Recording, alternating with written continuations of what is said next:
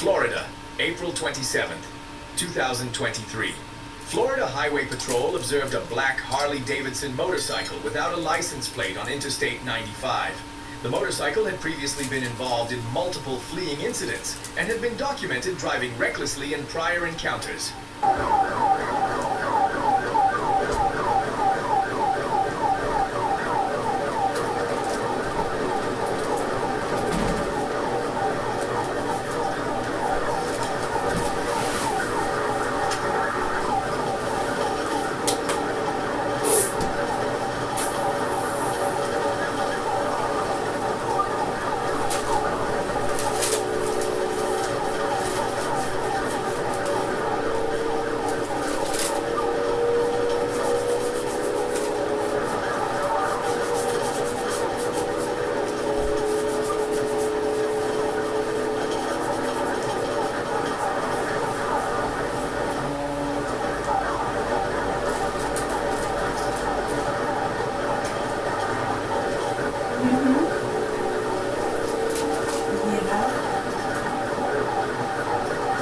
Did you get some too? I love rubbing it on my feet.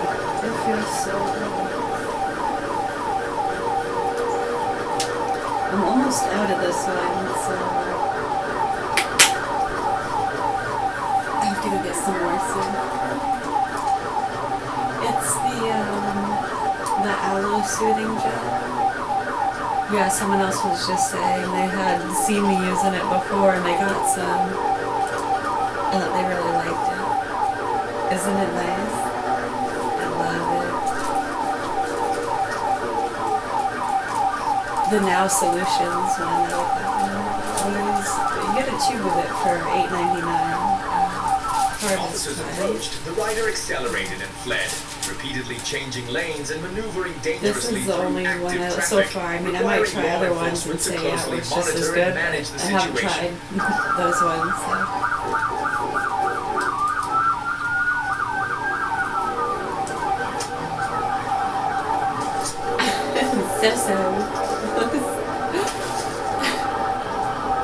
So, right?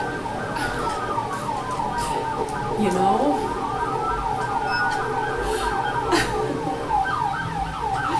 Try not to say so, right, or you know for 24 hours. In every context.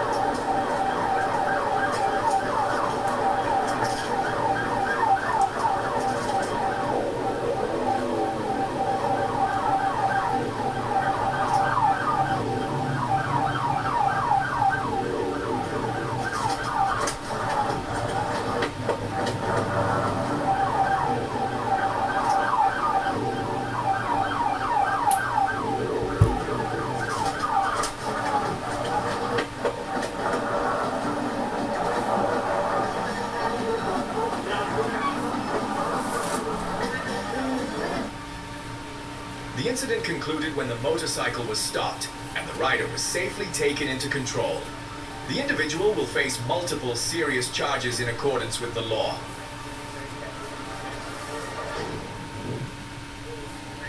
Arkansas, February 19th, 2024. Bryant police received a report of domestic violence and observed a pickup truck leaving the scene after the driver failed to comply with a traffic stop, leading to a high-speed pursuit across multiple roadways. South Service Road, go there, 183. Very little traffic on the South Service Road, speeds are at 40 at the moment.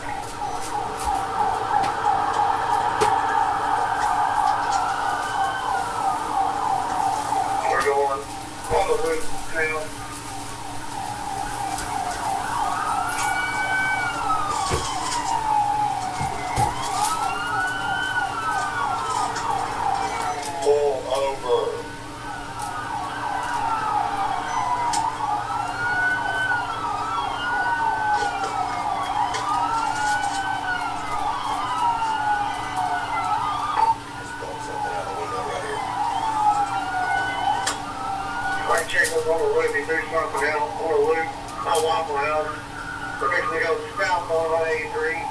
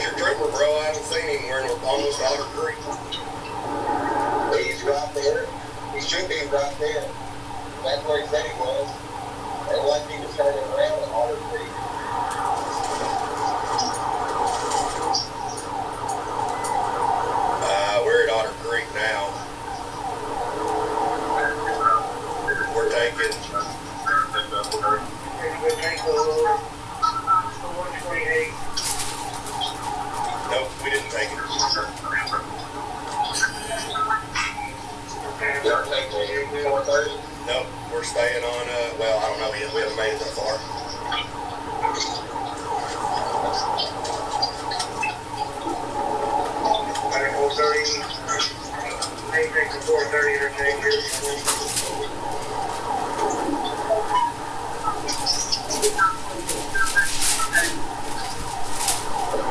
Staying on I-30. At 430? Yeah, at 430 going. Okay, you should have somebody. Emergency state roundabout 430 change currently.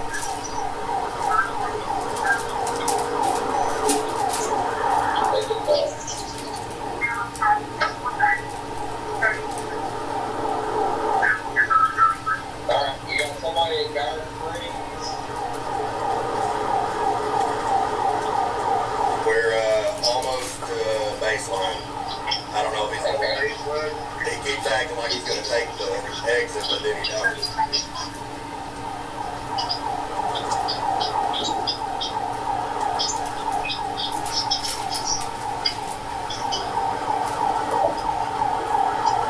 Alright, we passed baseline.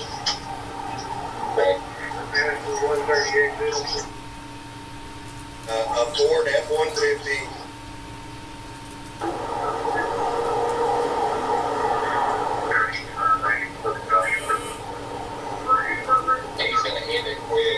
The pursuit was quickly taken over by the Arkansas State Police. Officers closed in and deployed a pit maneuver, bringing the vehicle's flight to an end. Nope, he's still moving.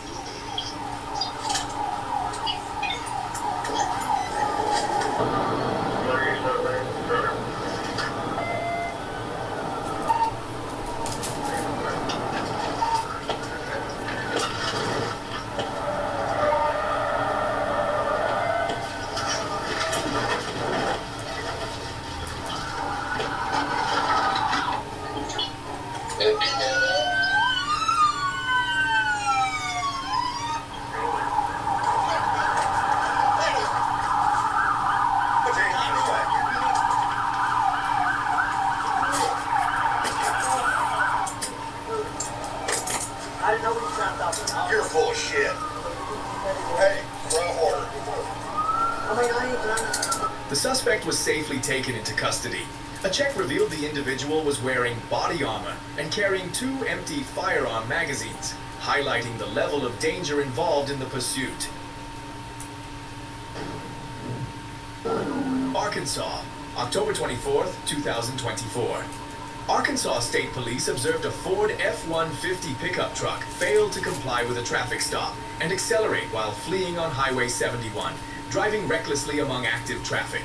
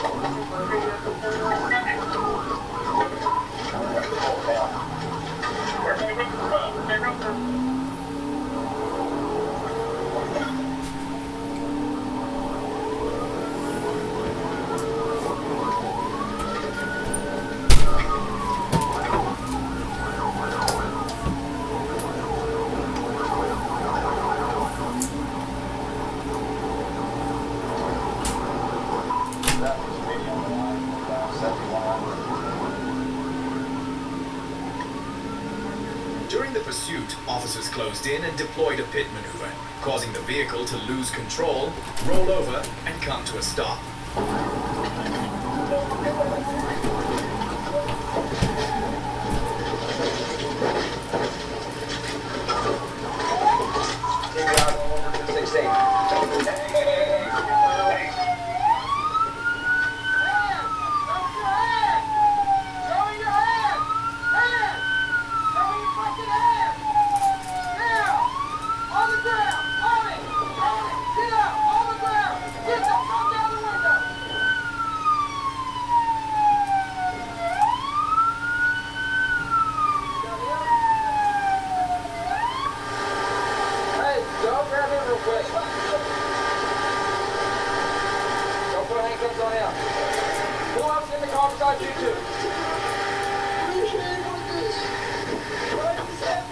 The occupants of the vehicle were controlled and safely taken into custody at the scene, and the pursuit ended with no additional risk reported to other road users.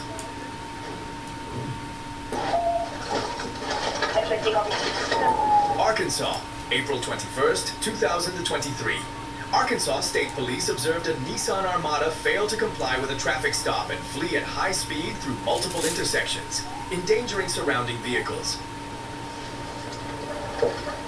Enforcement 1024. Hello. Just take the exit at the 10 north. It's a Nissan Armada 746 Young Boy X-ray, 746 Young Boy X-ray. We're on Greenwood headed towards Phoenix. No.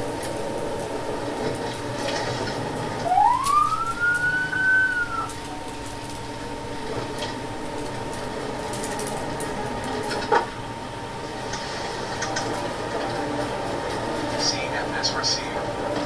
CNFS comments headed.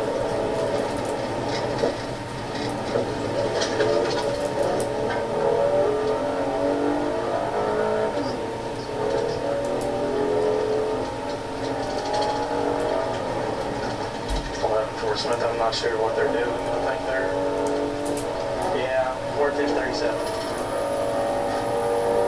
10-4-10-33 traffic. Coming up on Cliff Drive. Second. 10-60 copy. No, we don't get. 8-11.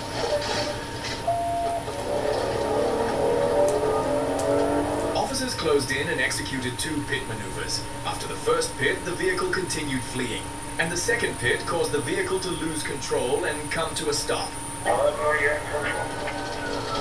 Speed and traffic. They're about to clear it on the intersection. They just barely missed somebody at the light here. We're on Greenwood now, going towards Rogers.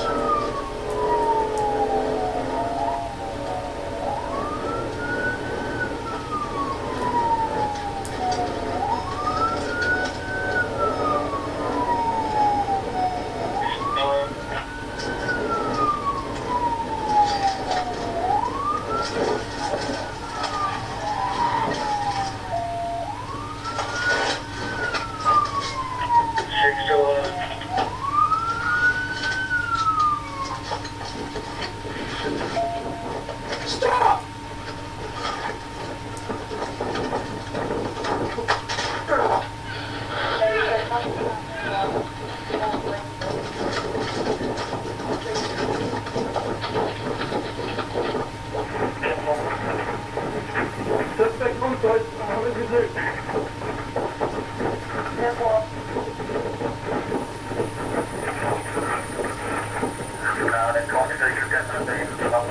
on the ground! Come on! Stop the ground! Alright? Put him on your back! Stop the ground!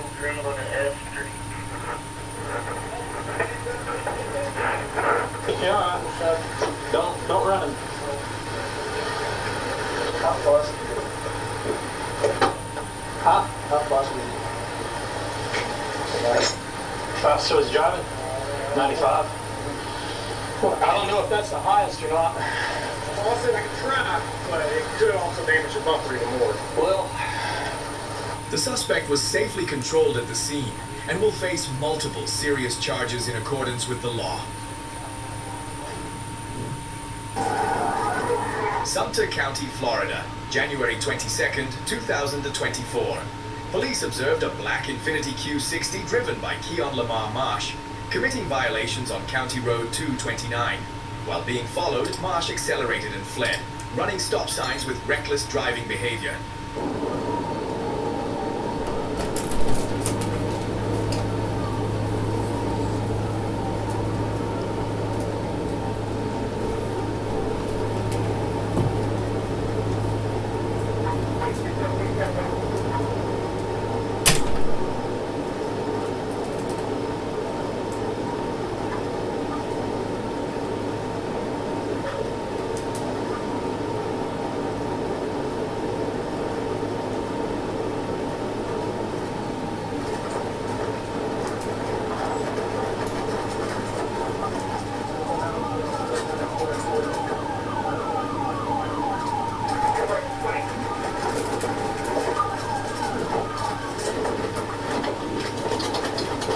State Road 44, police recorded the vehicle traveling at 138 miles per hour in a 60-mile-per-hour zone, crossing over the grassy median to pass another vehicle before losing control, striking a traffic sign, and coming to a stop on the grass shoulder.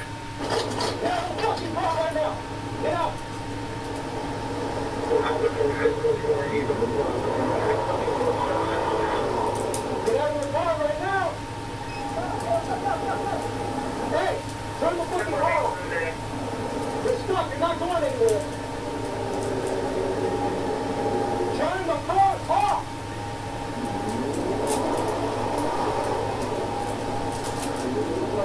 Are you coming? All the way. All the way. One little left. All the way. One little left. Did you have a witness here? Step out. Step out. Go. Step out, bro. Let's get it out. Some other guys out there, please. Can you step out? Step out. Step out. Step out. Turn around. Turn around. Turn around.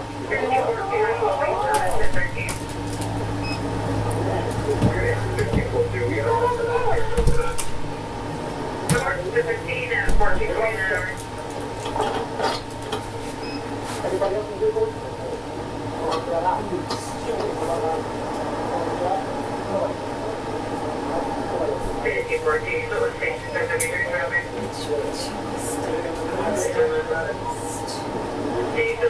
Marsh was safely taken into custody. A search of the vehicle recovered 757 grams of methamphetamine, a handgun modified to automatic mode, ammunition, and related items. The suspect was driving with a revoked license and will face multiple serious charges. Wearing neon green. Livingston County, Michigan, September 8, 2022. Police received information I got that neon Andre green Brown was myself. driving a silver Kia connected to unlawful vehicle taking, a serious I assault, know, I haven't worn and socks breaking in a and while. entering. After It's Ingham long County this terminated its pursuit, Livingston County deputies located the vehicle on Interstate 96, Yeah. where it was observed braking abruptly and making dangerous directional changes. Right lane. We're running 180 miles an hour. Switch to center lane. Come up to the rest area. Rest area.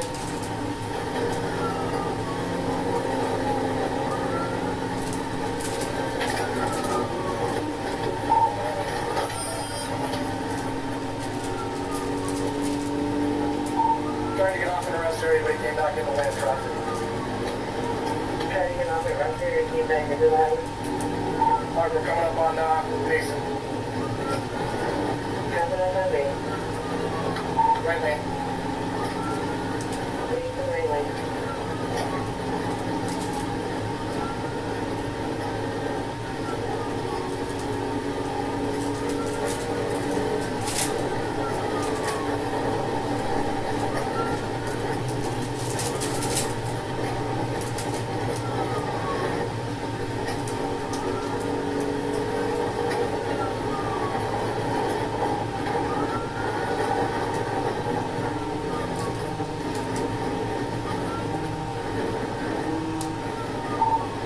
Police stop.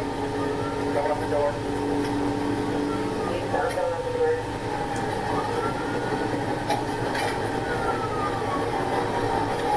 Left lane, passing on the shoulder. Left lane pass on the shoulder.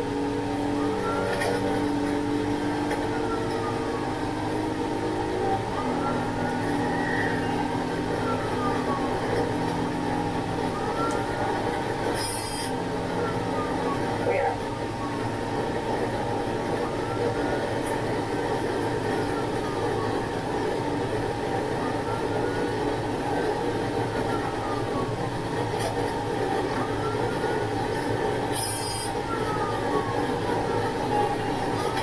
Okay, he's taking the exit. Exit down the city. Exit dropping off. I can't get to it. Coming down in the city.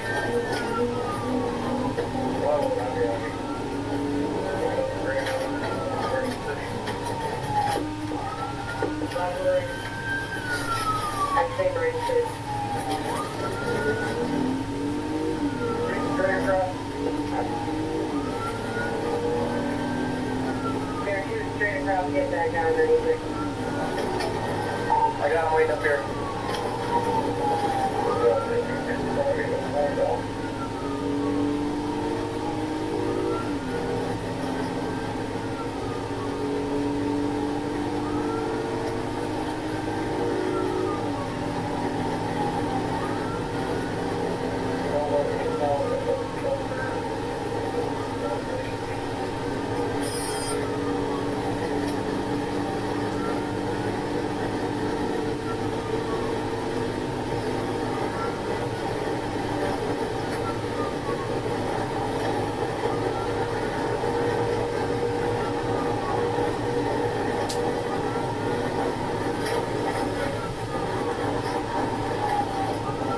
He's coming back on. Passing Spencer.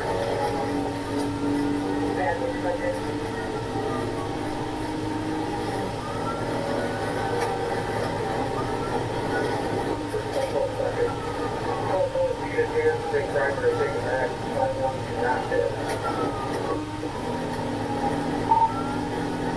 Alright, we'll see if we slow him down here.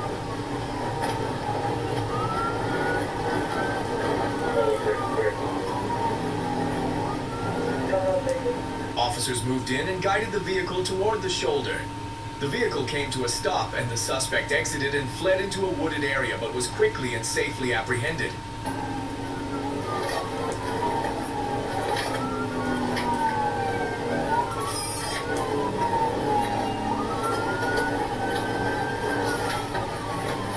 That turns away.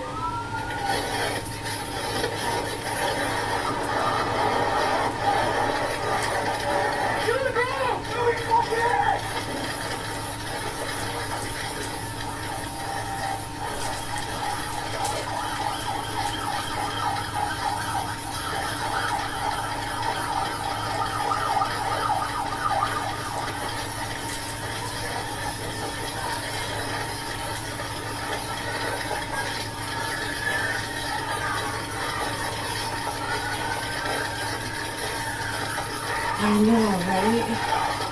That stuff's a lot easier to run through. He's moving pretty fast. Yeah.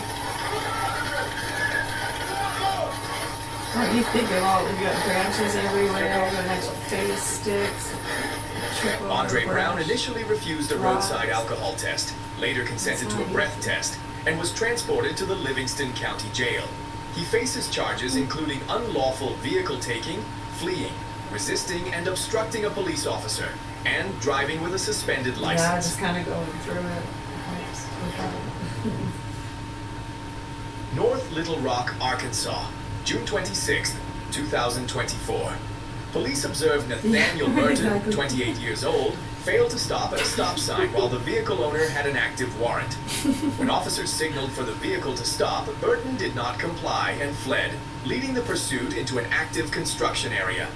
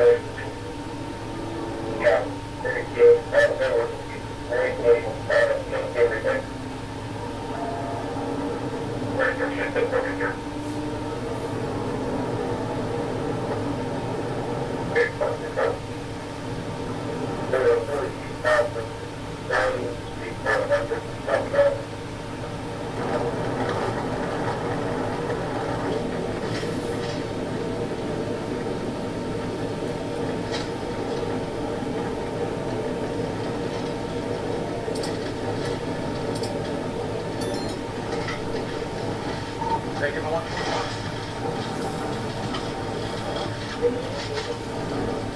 Passing 6th Street southbound. Due to reckless driving behavior, Arkansas State Police closed in and executed a pit maneuver, causing the vehicle to rotate and come to a stop. Turning into the Shell station. Scratch that.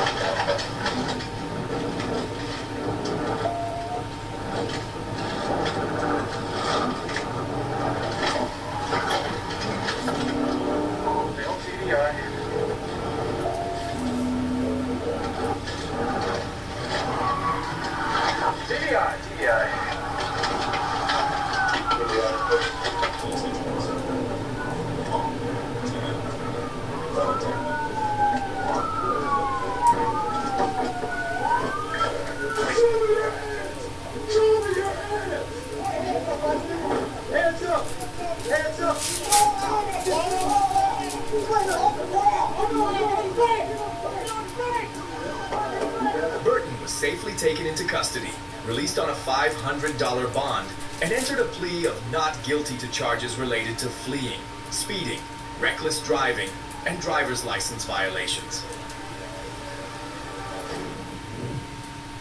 Independence County, Arkansas, January 20th, 2025. Police observed Aaron Laxton driving a Ram pickup truck at 75 miles per hour in a 55 mile per hour zone on Highway 69. When officers attempted to initiate a traffic stop, he accelerated, fled, and crossed into oncoming lanes.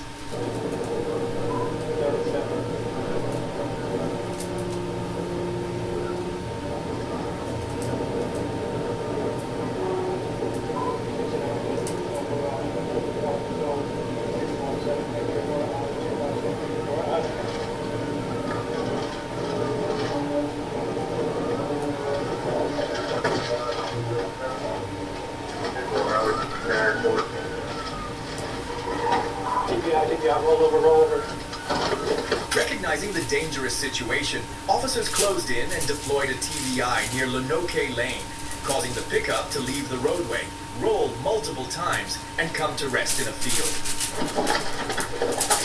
Let me see your fucking arms right now! Put your hands up!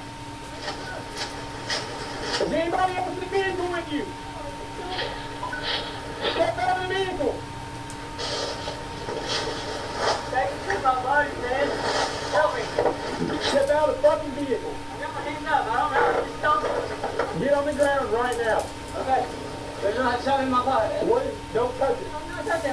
look. Get on the ground. Right now. Okay, don't shoot me. I'm not going to shoot you. Don't shoot me. Get on the ground. Dude, stand still and stay in your room. Get on the ground. God help me, God, right there. Please. I'm sorry, I didn't do anything. I told you the truth. You didn't do anything, but you stole the truck. Well, The suspect faces multiple charges related to fleeing, reckless driving, and serious traffic violations.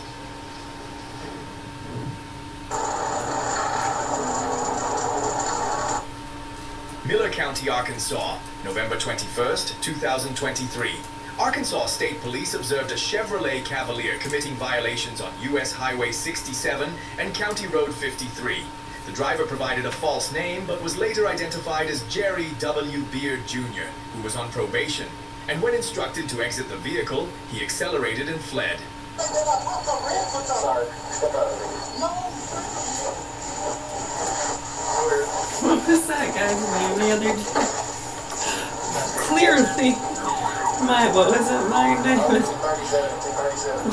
what was Jackson Alexander Funk.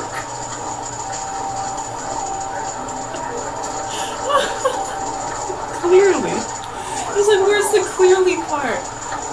Clearly. It is not clear. Yet.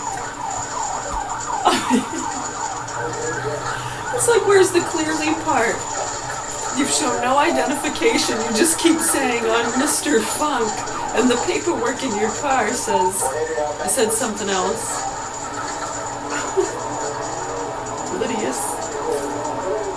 I think that's clearly. Jackson Alexander Funk.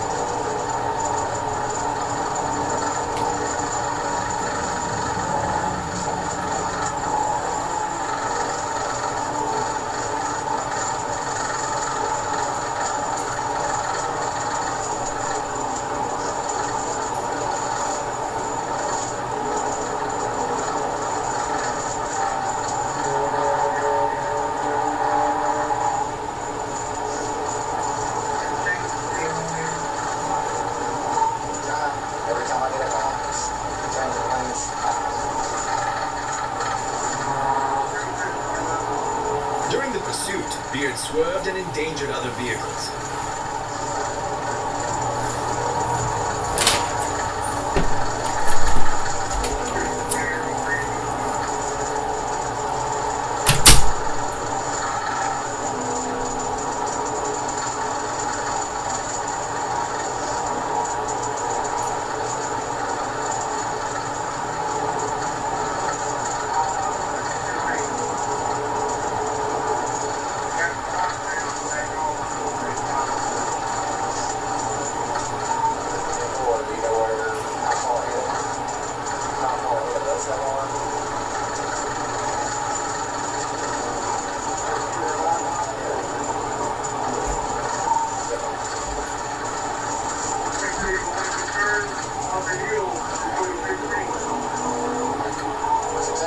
Successful spot, back to the side.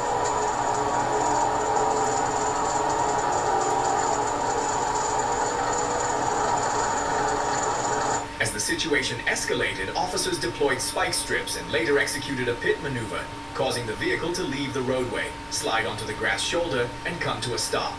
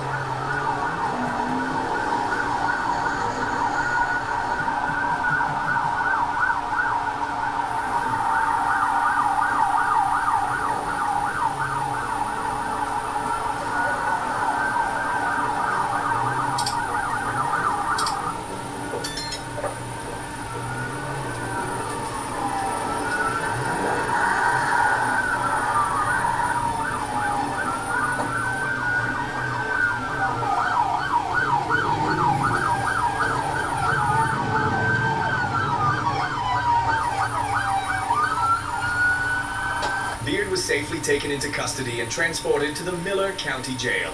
The suspect faces charges including felony fleeing, probation violation, and other related offenses, and is currently being held on a $10,000 bond.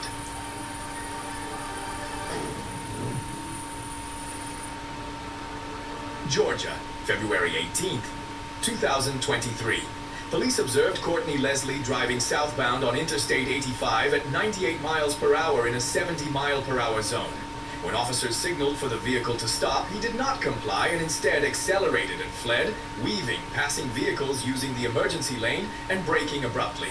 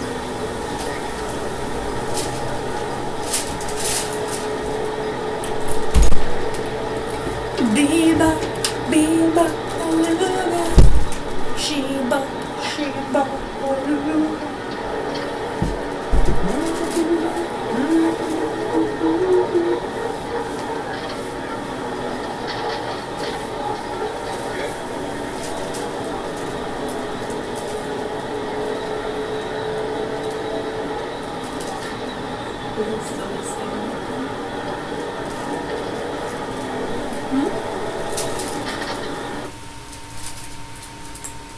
Yeah, I think that's a makeshift one. A rigged. Oh, yeah. Same thing. In that context. Exactly. Oh, wow.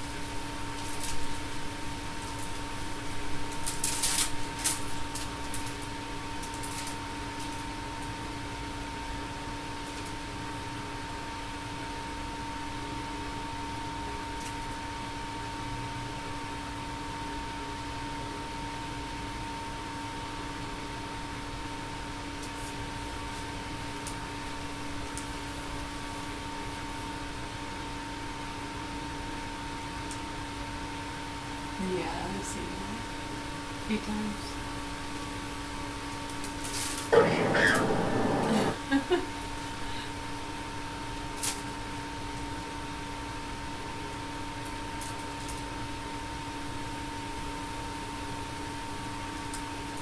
Not that that's what's stopping me. Because I'll watch the same thing more than once or twice. Can be a little picky and choosy, huh? Naturally.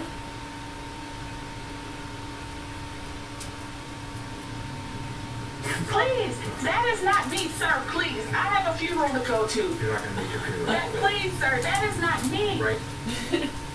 Just robbed a bank. I have a funeral to go to.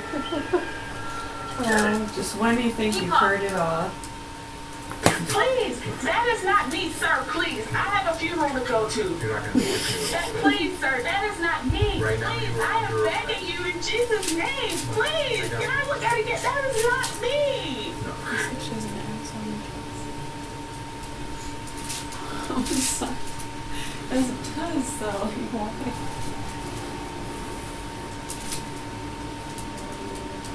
I agree, though.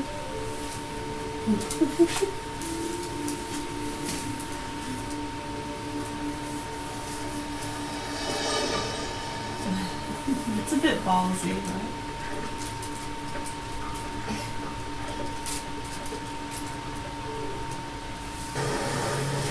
Really adventure.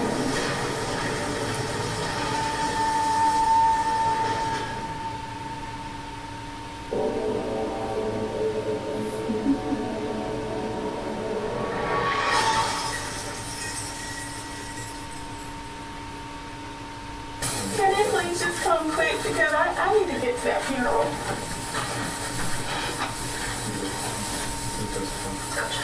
I show you my bank account. I got money. I don't need to be robbing a bank. Okay, cool. Y'all gotta figure it out, okay? That's why we're here. That's why they want to talk to you, okay? Okay. All right. So we're gonna put the cups in the front. This is crazy.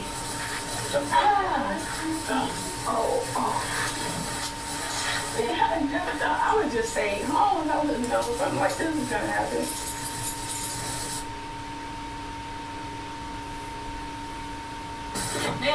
Ma'am, excuse me, ma'am.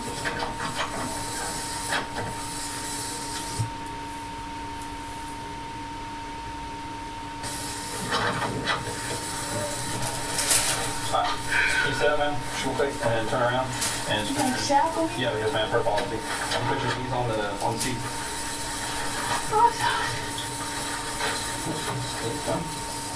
Do you know how long this person comes about to be? Because I just want to make the funeral. All right. You can turn around and have a seat. Do you know how long the person here? He's right here. He's facing the start, okay?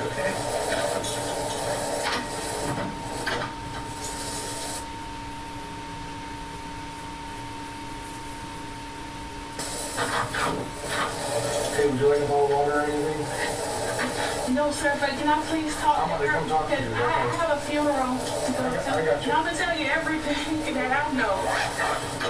Okay, so my name is Detective Viper. You can call me Mark, okay? Obviously you know why we're here. I mean, not really, but I sort of got an idea. So there was a bank robbery and everything from the bank robbery was in your car. So yeah, that's why we're right. here. So I'm gonna read you your rights, okay? You have the right to remain silent. Do you understand these rights I'm saying to you? Okay. I overheard you say you were in law enforcement, so I'm sure you probably read that once or 14 twice. years. And this is embarrassing. I got you. So I'll tell you exactly how my day was. I came because As I someone had to who get worked in some law more stuff enforcement for to go with 14 my years. outfit for funeral or whatever. This guy, Ryan Heron, I've been knowing him since high school. He used to like me back in the day, but he sort Were of there went any down the wrong path. This signs white boy. that they were showing earlier, So he asked me which to could have come by prevented this, his and we could have house. locked him up for His something dad's else? house is a brown house Yeah, right this on is stupid 17th mentality, Street. isn't it? And I stopped by there, and I'll be honest with you, they wanted to go they do drugs. They wanted to go get something. Yeah, so then when you Don't call do them out drugs. for that kind of BS, then they So I'm like, act don't like, tell oh me, yeah, I'll just go let it do run whatever I amok. want to Okay, do. so we'll just let murderers So and they come everybody. back, That's and they exactly acting all what they're crazy. doing. Very maniacal. and I'm like, I gotta go to the funeral. And when I Yeah, got in yeah. the car, Oh, good, I I'm saw glad you all of this remember stuff, that. but my car Some is people always seem a to mess. forget.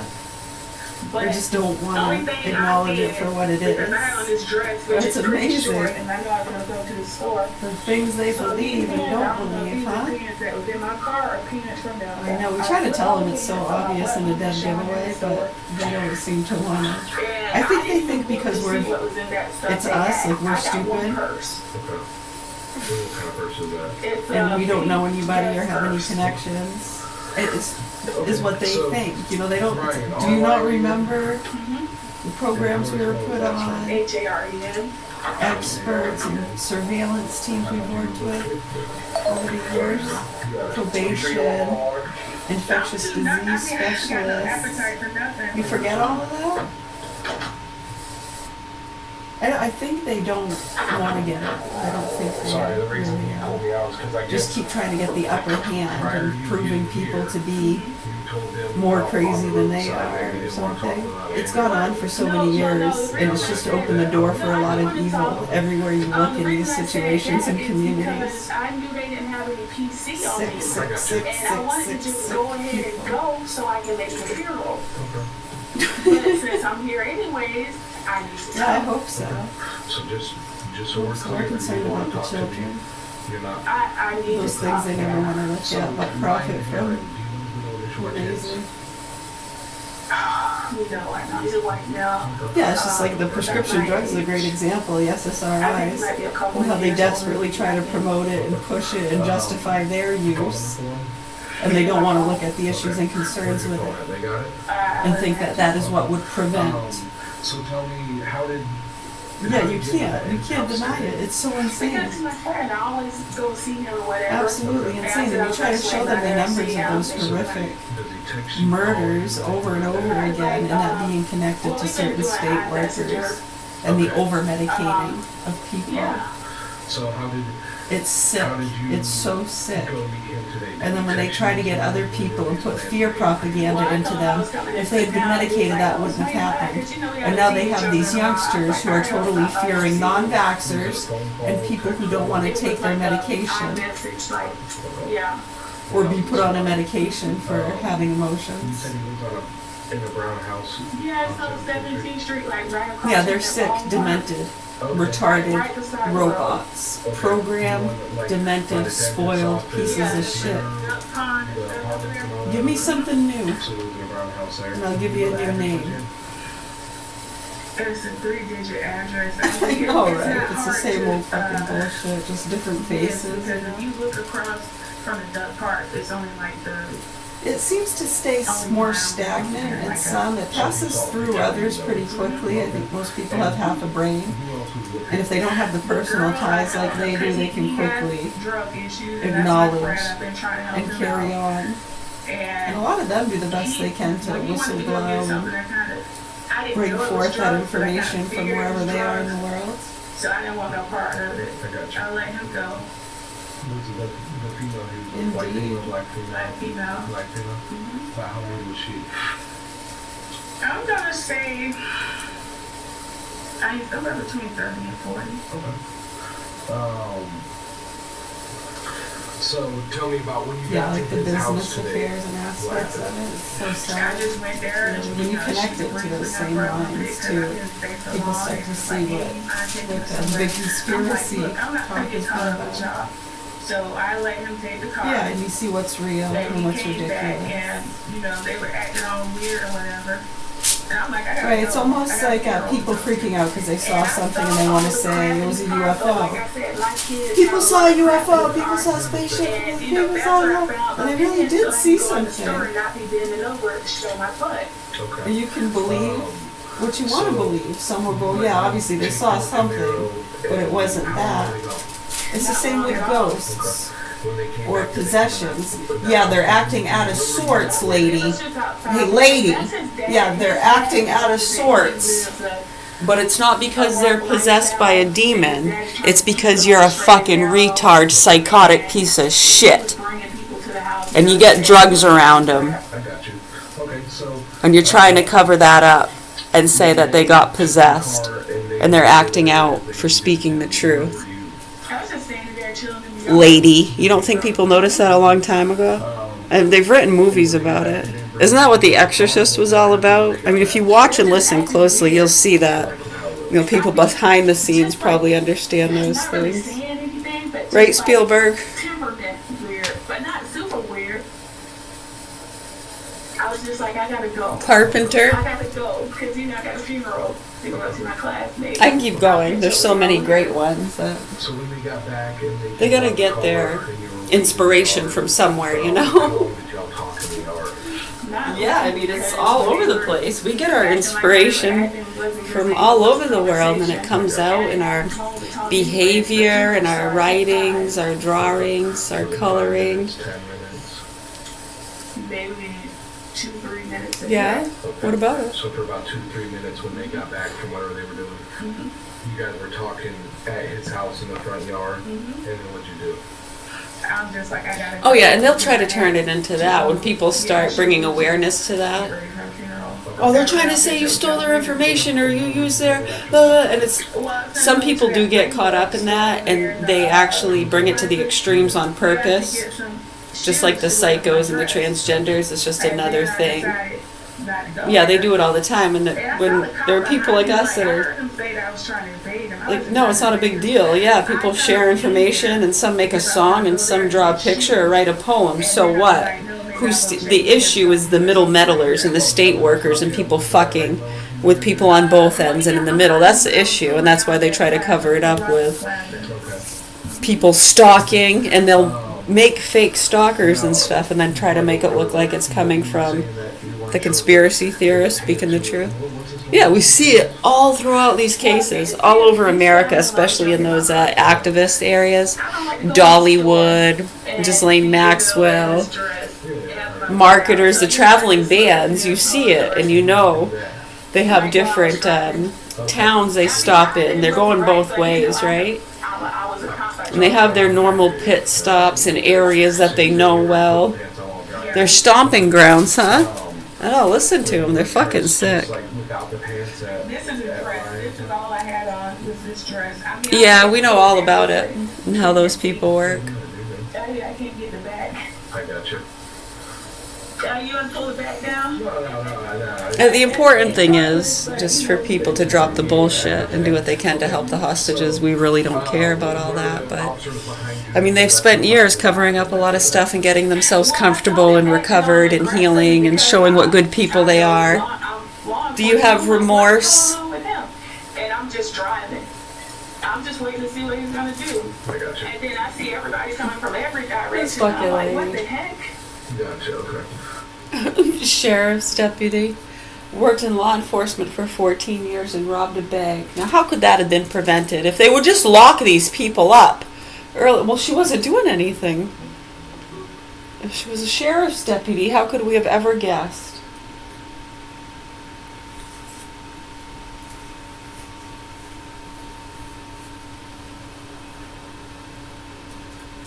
We should have seen it. We should have seen it coming.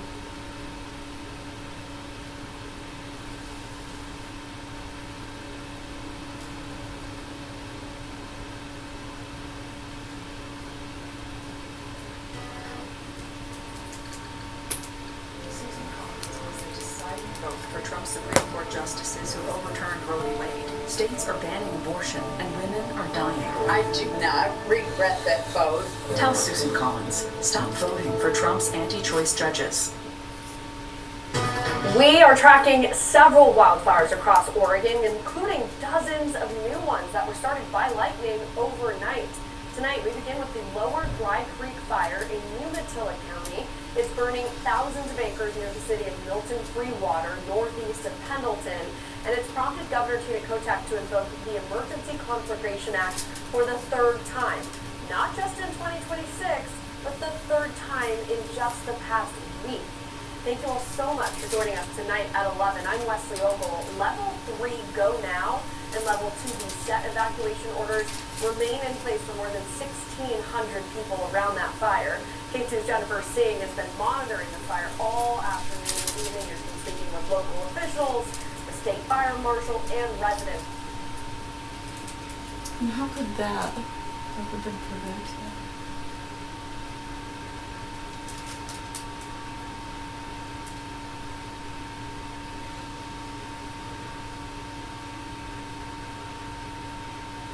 I have never in my career, I've been doing homicides for 12 years. We both have that. I've never heard of this before in my life. It's so funny. I'm laughing because... Meet 43-year-old Quinn James, a cold-hearted man who thought he could get away with the murder of a 16-year-old girl. What he doesn't know is the detectives already have pieces of evidence that implicate him.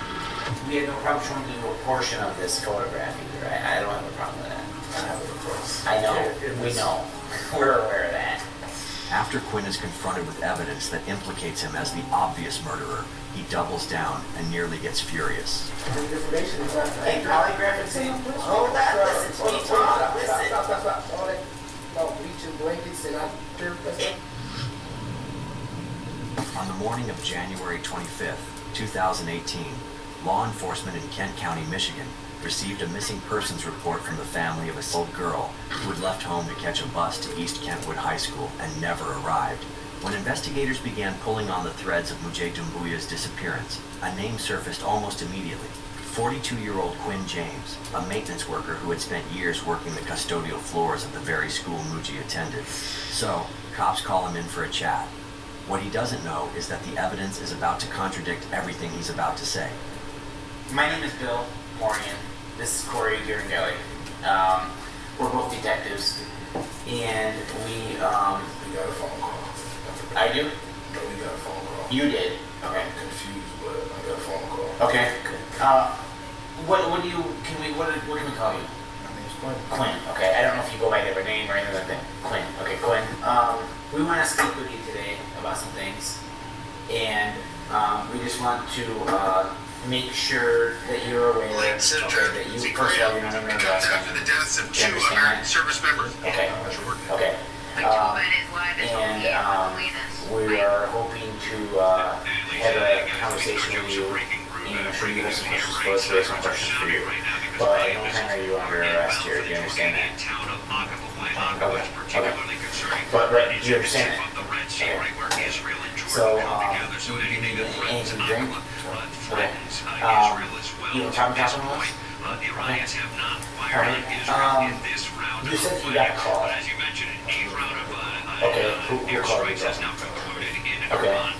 Your girlfriend is Matthew. Okay.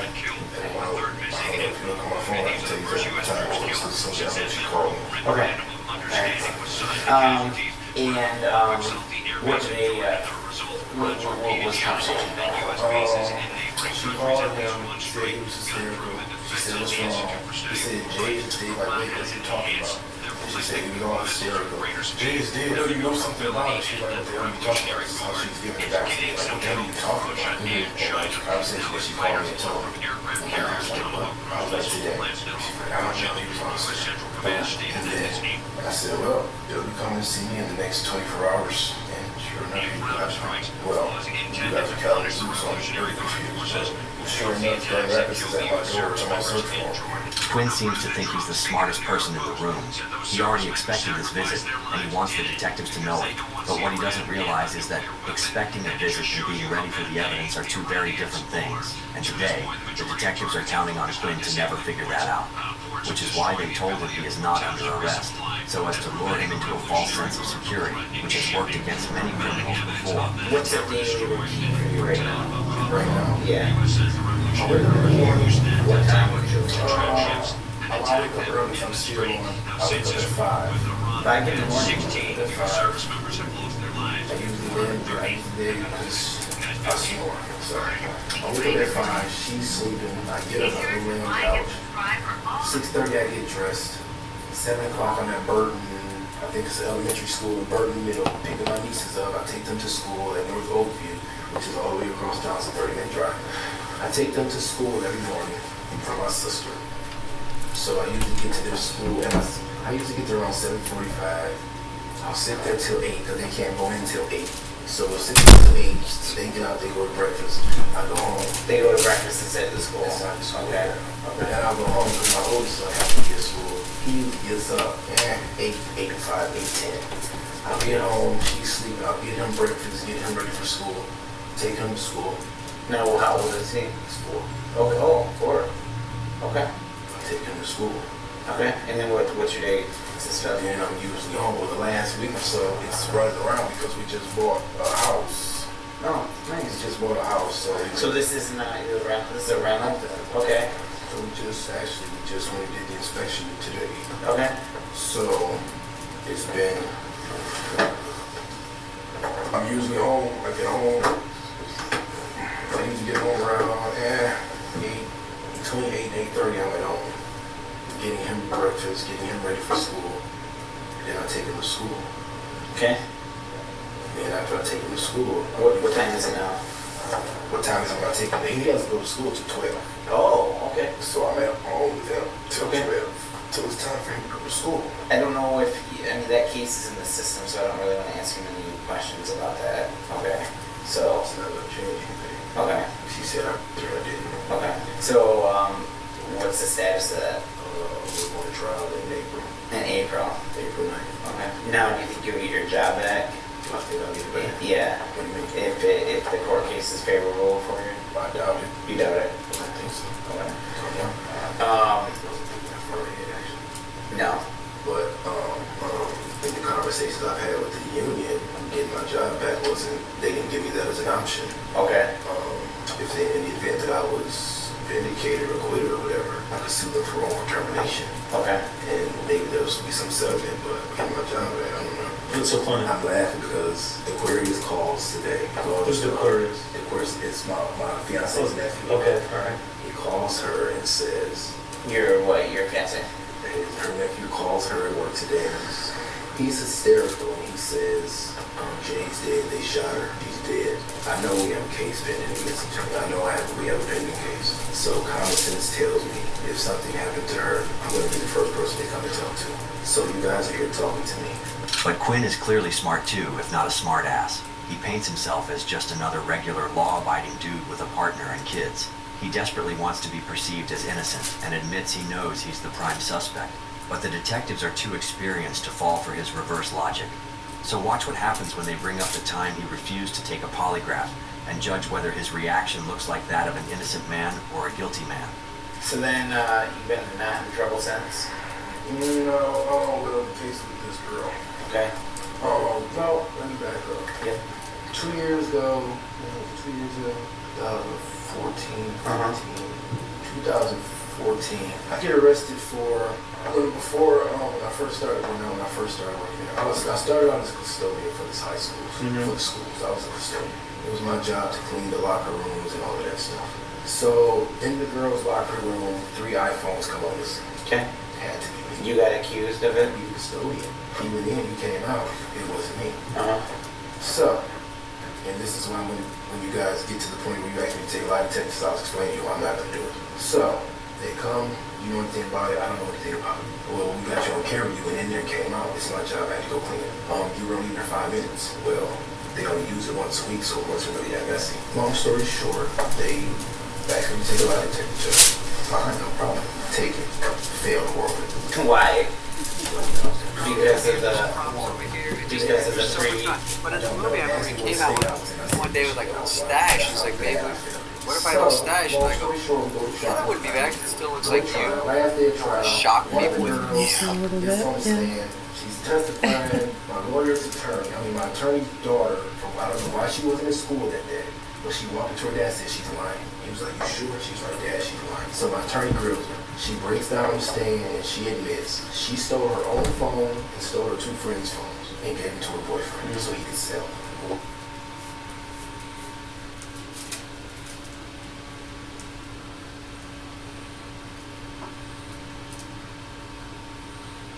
Senator Susan Collins' record, securing over $10 million in funding for Maine veterans facilities and fighting to shut down illegal Chinese marijuana farms. Susan Collins, fighting for Maine. Raise a Rocher to the thrill of the game. The iconic taste of Ferrero Rocher, now in a square. Buy any 2 Ferrero brands and you could win $1 million.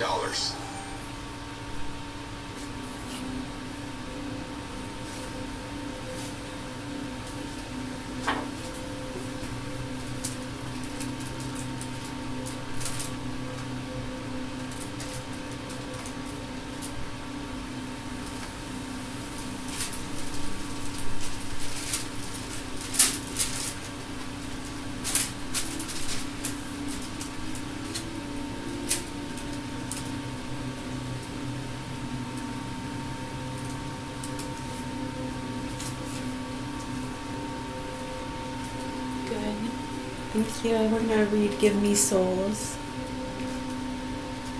Now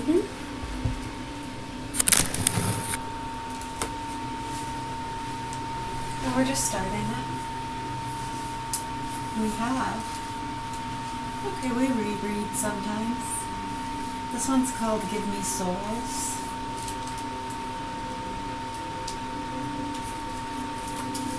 Was written in 1958.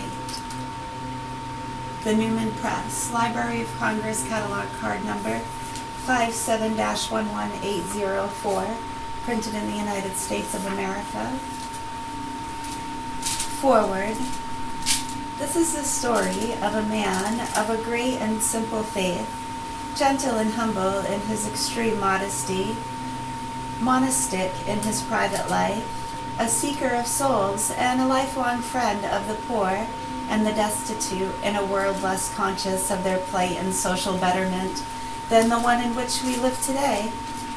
Devoid of all personal and worldly ambition, Raphael Cardinal Mary Duval was given vital responsibilities at an early age, but just as he never sought greatness nor power, neither did he think his duty towards God and the Church. He did not wish for fame or glory, nor the applause of the multitudes, because his personal fulfillment lay only in doing the will of God. It was his extraordinary privilege to serve a truly great and saintly Pope, to whom he willingly dedicated the best years of his life. During an era as critical and menacing as our own, in which it directly preceded, Raphael Cardinal Mary Duval faced the enemies of the faith at the side of the Vicar of Christ with unfailing courage and relentless determination, trusting in God and secure in the conviction that the Church would survive till the end of time, strengthened, purified, and triumphant by strife and persecution.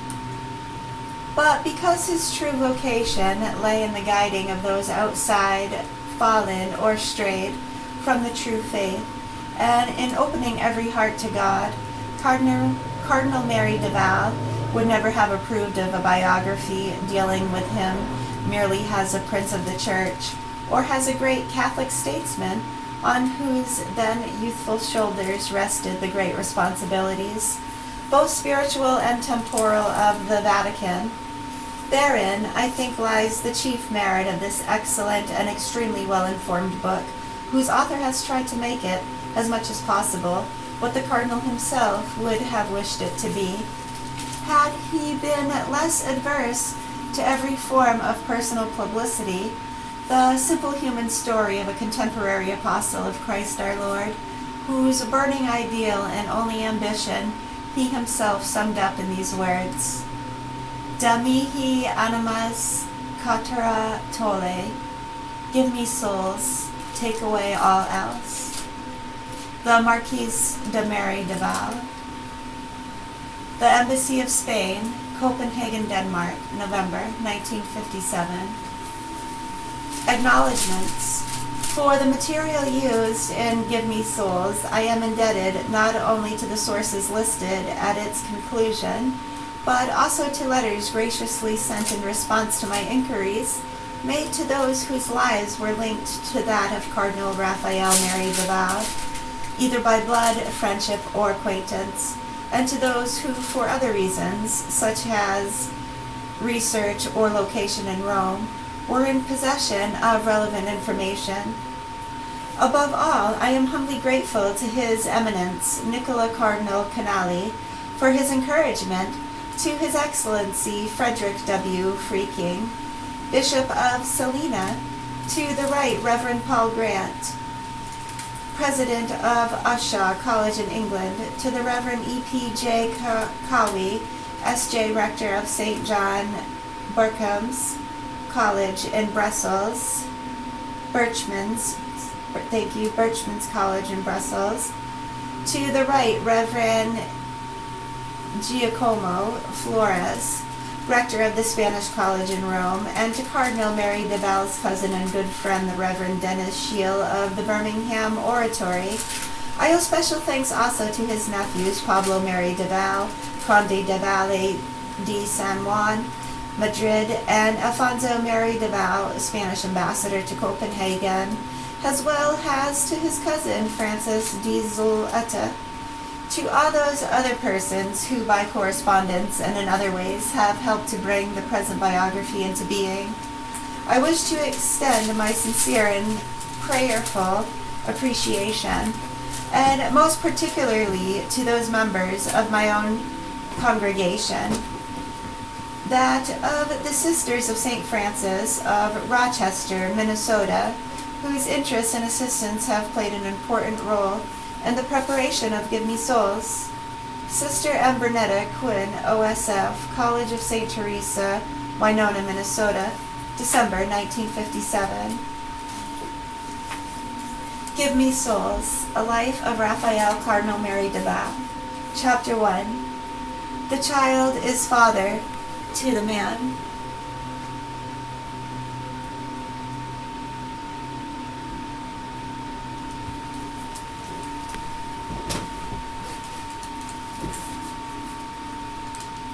Mary de Val, what kind of name is that? Joe Preston used to tease his friend Mary when they were in school together at Ushaw. The story of that name is indeed an interesting one.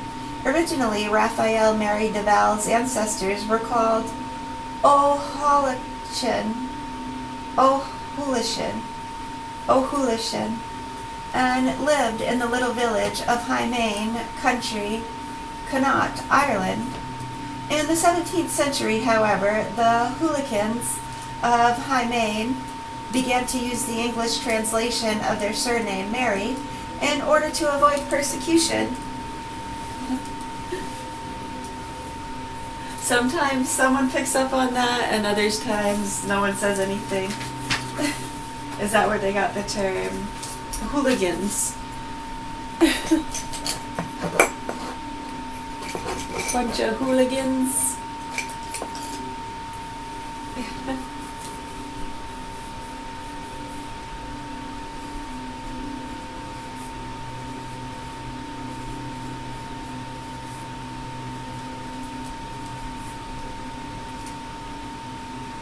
Oh, it was a last name.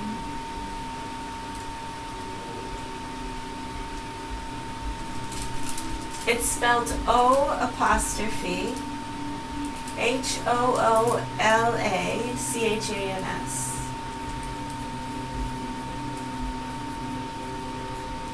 O'Hulishans of High Main, HY-MAIN.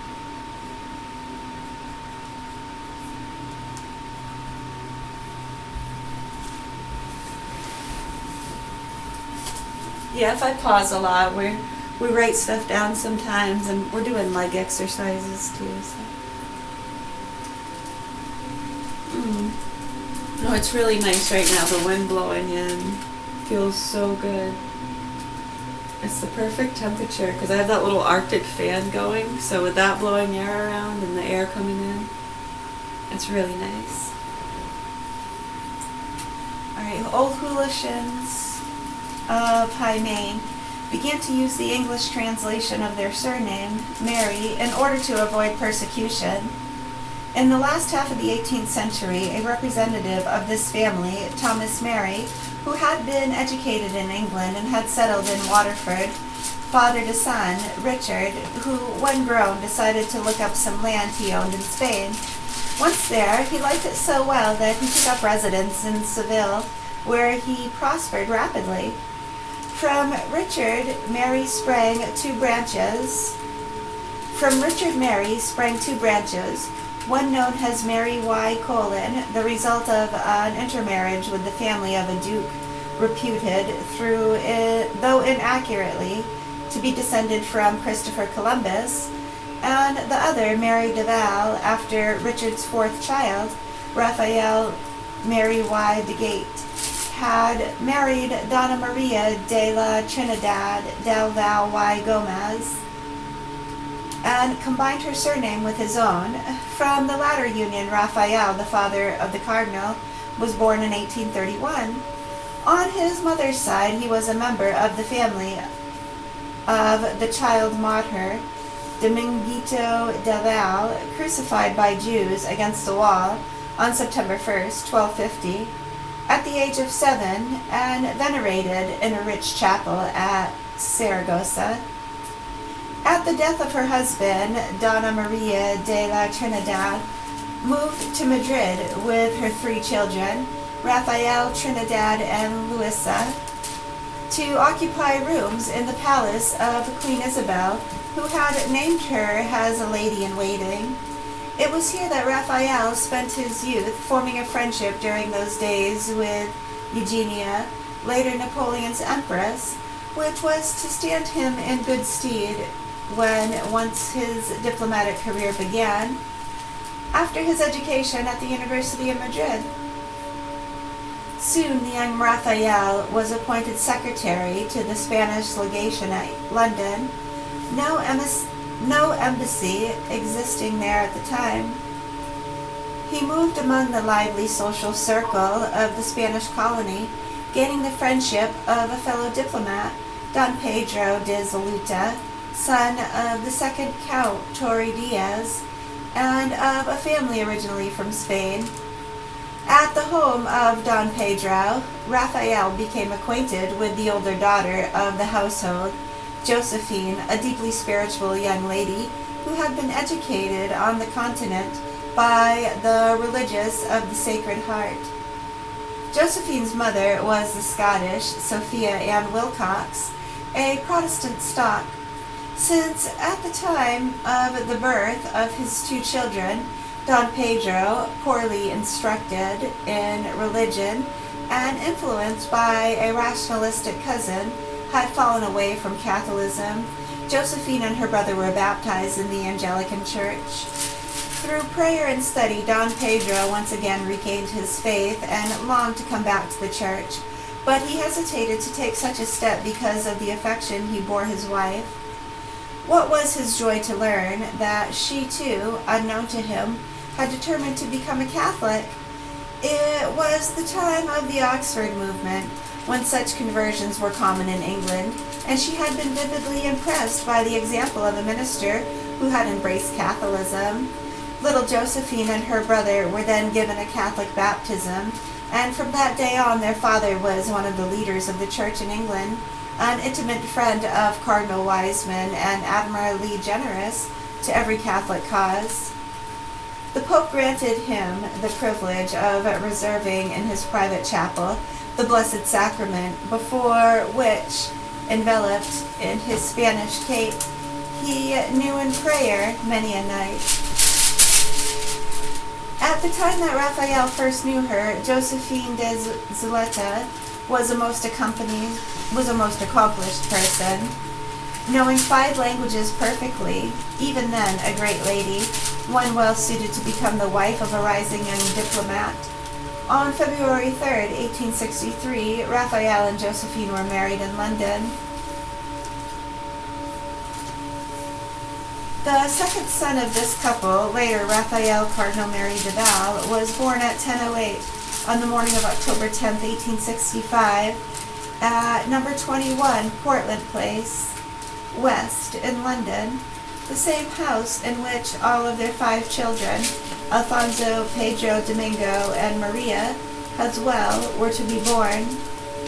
On October 11th, this second son was baptized in the Spanish chapel by Canon H. Hearn, and given the names Rafael Maria, Jose, Pedro, Francisco de Bora, Domingo de Val, and Gerardo de la Santísima Trinidad. His godparents were his maternal grandfather and his paternal grandmother. From earliest childhood, little Raphael was sunny-tempered in rather delicate health, daring and mischievous. His idol was the tall Father Gerald O'Reilly, who at Ushaw College had served as tutor to several in the family, and who came often to visit Mary de Val. How Raphael loved to roll up into a ball and let his uncle Don Pedro de Zuleta toss him out of an open window into the arms of Father O'Reilly. When this uncle, returning from a trip to Spain, brought back a set of child-sized vestments and a little chalice of lead for his nephew, Raphael's happiness was unbounded. After he had dressed up in his cassock and shovel hat of the variety then worn by the Spanish clergy, his father, who enjoyed sketching, made a drawing of him, labeling it Don Basilio, the priest.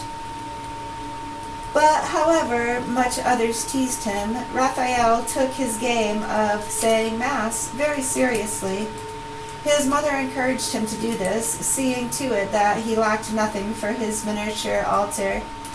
One day, at his grandmother's house, he took a glass of water and a cookie, raising them in turn, and said, "This is what I shall do when I say Mass." On another occasion, when led by his nurse to say good night to the family, he drew a biscuit from his pocket and, lifting it high, said, "I will do the same with the host when I am priest." Raphael delighted in listening to his parents' priest guests talk about their sacerdotal duties, playing them with questions and asking them to recite the prayers they knew by heart. He took a keen interest in preparations for the daily Mass said in their private chapel, and at the earliest possible age learned the responses so as to be able to act as server with his older brother Alfonso. The English nurse hired by his mother to look after him often had quite a time with her little charge, whose sense of fun led him to hide his gloves just when she wanted to take him for a walk, or pretended that he did not hear her when she called. But he was always able to win back her favor promptly by his charming manner of contrition. One day, while walking with his nurse, he saw a funeral procession, and escaping her notice, he slipped away to follow it. When, after recovering him, she began to scold, he looked up at her and said, with a small boy's candor, "But Mama told me those who die go to paradise, and I wanted to go to paradise too, with that dead man." Raphael learned his catechism at his mother's knee. One morning she was trying to bring home to him what infallibility meant in regard to the Pope. "Now, Raphael," she said, picking up a book bound in black leather from a nearby table and holding it out to him, "suppose the Holy Father were to say this book was white, what would you do?" He looked at her, astonished. Oh, Mama, the Pope would never talk such nonsense. Sometimes Mary Liveliness got him into trouble, as on the day when he pulled out the chair, as a guest was sitting down and then laughed hilariously at the latter's fall. Severely reprimanded, he ran over to his victim, earnestly begged his pardon, and would not be consoled until the person on whom the joke had been played had embraced him in forgiveness. Raphael's earlier childhood coincided with a stirring period in Spanish history, the Revolution of 1866 to 1874, when the Queen had to abdicate during the First Republic. To Paris went Raphael Sr. to receive from the hands of Queen Isabel all her jewels, which he secretly brought back to London with him for safekeeping. All the young Spanish secretary's energies were now poured into the task of restoring the monarchy, for which cause he went to the Pyrenees to unite those of similar views. Pyrenees, thank you. Went to the Pyrenees to unite those of similar views. Meanwhile, the family had gone to Fulbeck, Eastcliff, Bournemouth, to live in a house which Josephine's father had built as a vacation spot for her younger sister Mariana, always in frail health. The next few years spent either in Bournemouth or London. When the Mary DeVals were in London, they resided at 132 Harley Street, where they were privileged to have their guest, the young King Alfonso XII, who stayed with them during the time that the Republic lasted. Except for his school days at the military academy at Sandhurst, it was from this house that he had last left for Spain to take up his throne once more. One day, when Raphael was about 7, his mother planned a surprise for Alfonso, whose arrival from Sandhurst they were expecting.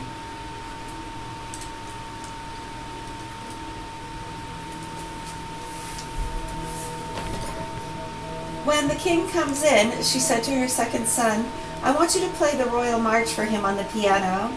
This idea did not appeal to Raphael at all, since he was shy about performing in public.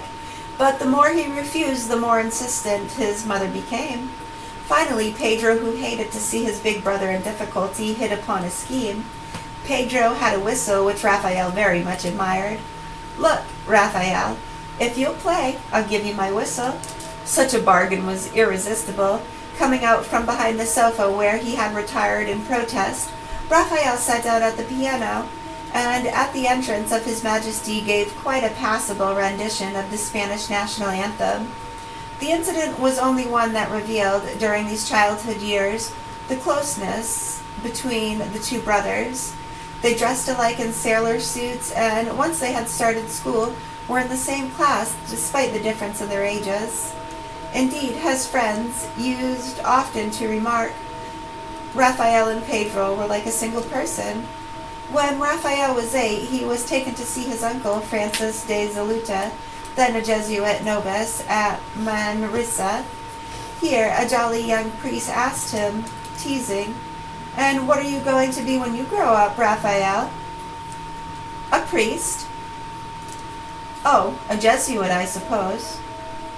"No, a bishop." "How's that for an ambitious son?" laughed his uncle later, telling the story of his sister Josephine and her husband. Soon the combined instruction of his mother and the pious English nurse was felt to be inadequate, and so Raphael went to Bournemouth, where his maternal grandfather lived. Here, together with Alfonso, Raphael, as a day pupil, continued his education at Fulbeck House, a school for boys conducted by a converted Protestant minister named Remington. A year later, Raphael was sent with brother Pedro to Baylis House in Slough, a thriving suburb several miles out of London. Classes here were conducted by the Butt family, these elderly spinsters and their brothers and nephews. Baylis House was at the time considered the best Catholic elementary school in all England. Indeed, its surroundings were truly beautiful, with spacious rolling lawns and picturesque clumps of trees. The enrollment included boys from Spain, France, and South America, as well as from England. The discipline was hardly lenient. More than once, young Raphael, because of his mistake in his playing, was struck on the fingers with a ruler by the Miss Butt who taught him piano. But these childhood misfortunes did not distress him unduly. Of fragile constitution, he nevertheless surpassed his fellows in studies, learning easily and quickly in every subject taught. To be away from the family hearth was a real grief, however, and he missed his mother sorely, opening his heart to her in regular letters, which she treasured all her life. In the summer of his 10th year, 1875, Raphael Mary Duval made his first Holy Communion as the Jesuit church on Richmond Hill and the very edge of Bournemouth. One of the happiest events of his childhood was the marriage of his uncle, Don Pedro de Zaluta, to the beautiful Laura Shiel, third daughter of Sir Justin Shiel. Until Raphael's death, S-H-E-I-L, Shiel. Until Raphael's death, she remained a loyal and understanding friend, as did her younger sister, only 6 at the time of Laura's marriage. Raphael himself was 9, and her brother Dennis, who in 1874 had joined Raphael at Mr. Remington's.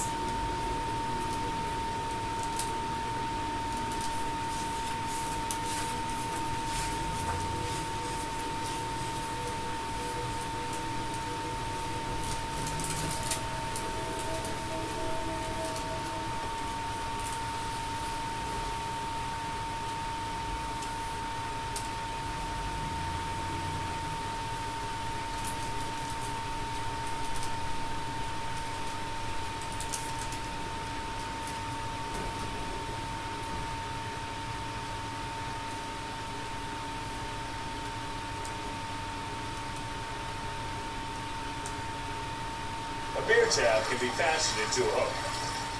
Now that's a catch. Yeah, what's up? Living with depression? Yeah, Aubility yeah. could help you get your go back. Go with Aubility. Aubility worked fast. Some saw... Destiny just got kicked out of the College of Democrats event. He was trying to go and talk to Hassan. It seems like Hassan said he would dodge the event if it allowed Destiny. Wait, what? Oh my god, I have to see this. Now, let's take a look at this. Destiny gets denied entry to the CDA convention. Where is the post? Wait, what? Wait, they just deleted everything. What the fuck? So they deleted everything here. So, okay, here we go. Unfortunately, we're barred from going to the event because Hassan spam texts to complain to the Vice President of College Democrats, Cameron Landon. This is despite my community putting over $1 million into canvassing and fundraising for Democrats against the Republicans in the last 5 years, and Hassan doing nothing besides attacking moderate Democrats, calling them homo-fascists when they don't support their anti-Democrat candidates. Okay, we found the mirror of it. Let's take a look at it. Here we go. Let's see this. Oh my god. So Destiny gets denied entry at the CDA convention. Yes,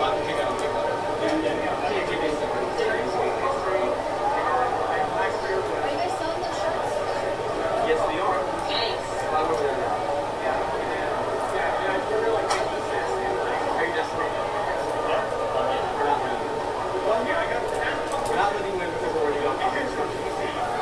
You're not getting let in. He just says, "Are you Destiny?" You're not getting let in. You're going to, yeah.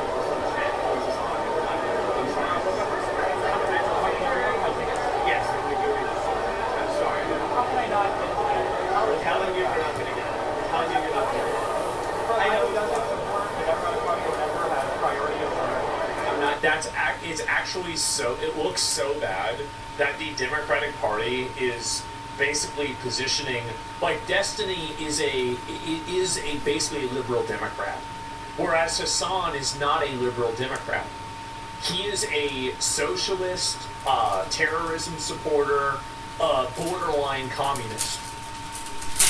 He doesn't even agree with Democrats. He just wants to use their platforms for his own advantage. So they're basically saying that because Hassan is more popular than Destiny, that it's more important for them to bring in these other extremist radicals and ignore all of the average people like Destiny. That's it. Democrats like borders now? Yeah, right. Is there anybody ahead of you or anybody above you I'm the national vice president. The national vice president. Wow. And you just wouldn't let that happen. Yeah, but she's going to stay with everything, so yeah. You guys wearing a Palestine scarf? What do you expect? I don't know if that's really what it is or not. I really don't. I have no idea what that is. But yeah, I do think that there is a huge contingency of the, like, there's a very strong advocacy group. I do too. I like wearing those, especially during the fall or like cool time. It does. It feels like a little hug. They are, you know, like they were not born in America. I love them. I or think if they were, really they didn't grow up in America.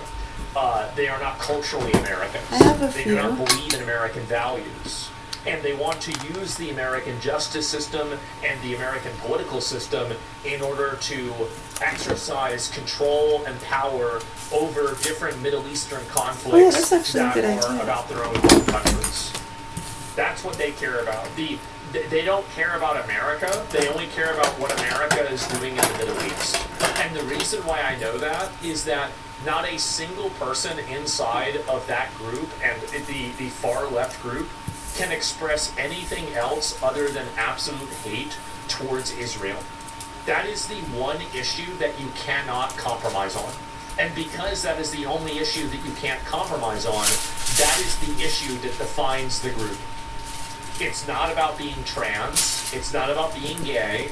It's not about Medicare for all. It's not about borders. It's not about fascism. It is about these Middle Eastern blood feuds and being on the right side of it. Because if an issue is only in that one position, and that only that one thing, that's what's going to matter more than anything else. That is the main axis and fulcrum of their viewpoint. The sand wars, exactly. They are foreigners who have come to the country to subvert the country, to wear the skin of the Democrats as if it is their own, and to use the country's political system to enact policies that are better for their ethnic brothers and sisters overseas. I think just collectively, all of these people should be deported. I would be deporting millions of these people. They should not be in the country. They are not Americans. They should not be voting. They should not even be allowed to live here. Taking away their citizenship, shipping them back to wherever the fuck they came from. Get them out.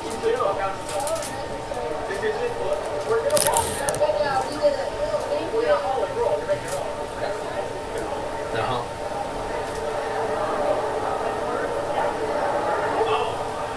That's crazy. Wow.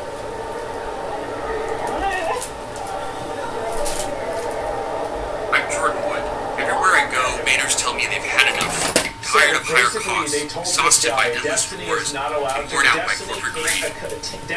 Washington is failing us. Flee. All of these people should be because deported. a socialist doesn't want him to be there. That's crazy. And so video incoming, oh my god. So it's for Spam Darius or this. I don't know who this is. I have no idea about this. So let me scroll down and look at this other one too. I haven't seen this. This is another post. Okay, let's watch it. It's like laggy. Wait, I got a question. What? Does this mean Hassan's already here? Wait, I got a question. What? Does this mean Hassan's already here? Jesus Christ, bro, like, oh my god. And, yeah, okay, alright, one more. Let me see this. Destiny accuses Hassan of making the boss call to kick him out of College Democrats convention before Piker's speech. Okay, let's see it. Heads up, some kick streamers will be at the event today only because of your presence. Unclear what they're planning. Who are the kick streamers? Do you know? Uh-huh. Is it a certain individual? Of, let's say, shorter stature? Is that it? A certain kind of person? Uh-oh. Dee and Darius. I love how they know exactly who it is. And oh my god, there's a picture. Dee and Darius? Destiny. Is Darius Is still Darius still there? I got tickets. Uh-oh. Fucking losers, man.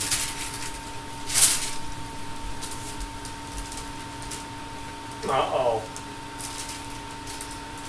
This shit is so fucking lame. Same reaction as when we randomly got a band?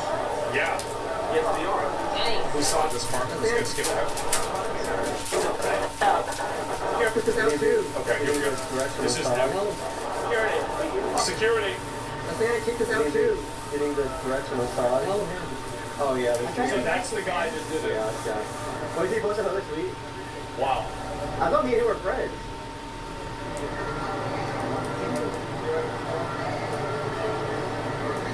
We got one more way to get in.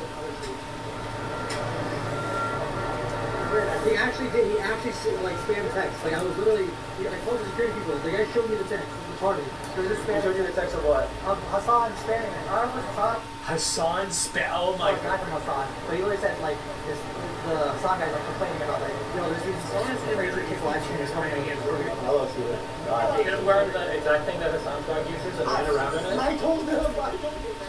Stop doing it. And then when you pull her over, they would get There you go. I literally told him that. They said like, nah, don't pay attention to yourself. I literally told him that. We should have been more positive about that, honestly. Yeah, but I talked to the guy earlier. He gave me a text. The same guy that was picking me up, he gave me a text pass. Yes, he said he's gonna buy me a text pass. He said like, well, he's Palestinian. He's actually Palestinian. Rick, go ahead and tell him. First thing she asked before saying, do you guys have a press? Exactly what I said. That is the main fulcrum of what they believe in. These people are profoundly and fundamentally un-American. This is an invasive species that's come into the country, and they are trying to change our elections and make us vote based off of Middle Eastern blood feuds. Every single one of these people needs to be deported. This is insane. That this is like the core fulcrum issue, which is like a land dispute between two countries in the Middle East. Which they? What are we doing? Which ones? What are you talking about? I don't just say they. Yeah. Did he tell radio? In fact, that doesn't even make sense. See, when it's like all mixed up, like, you know? oh, but Israel, that doesn't work. Like they. I understand that a lot of you guys think that you can do that to just like misdirect. Oh, but look at Israel. Right, you could almost tell like specifically in I know this this might be context. crazy for you to understand this. But to understand I don't that want you any have to have foreign the context interference. there. And you can't position yourself without as being it, it's against just a blanket Israel statement and then make me that think that you're on my side. You're not on my side. Amps up or some dudes You to just crazy. want me to. You want to say this thing. You're not telling me that Israel is bad because you care about Israel having control in American politics. You're telling me that Israel is bad because you want control in American politics instead of Israel. That's the real reason why. This is not a position that you're arriving at through a value judgment. Did Brittany tell you about the Hassan messages?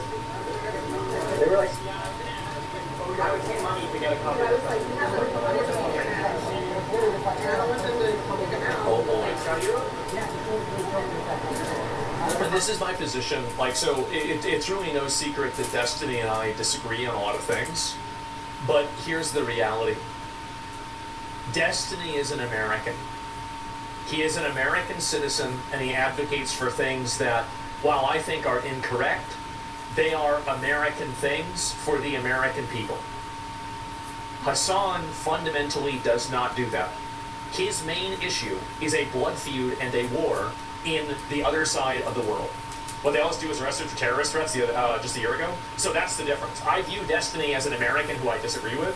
I view Hassan as not an American who is trying to use the American political system to the best advantage for whatever pro-Palestine goals he has. That's the difference.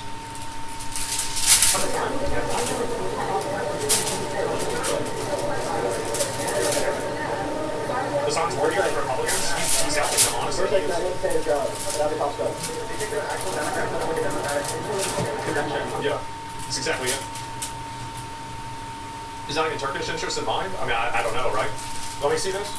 Hassan appears on screen with Jarrett Mackey again, who was arrested for making bomb threats after last appearing.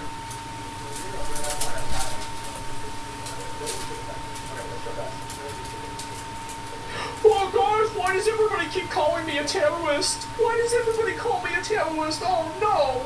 What is this here? Can I find this? What is it? Make your dreams come Sparkle costs less and is just right for everyday messes. Hey, you little milk guzzler. Mom's boob is sore. Good thing Amazon helped her. I can get her answers and help, even at 3 a.m. So all you have to do is sit there and look cute.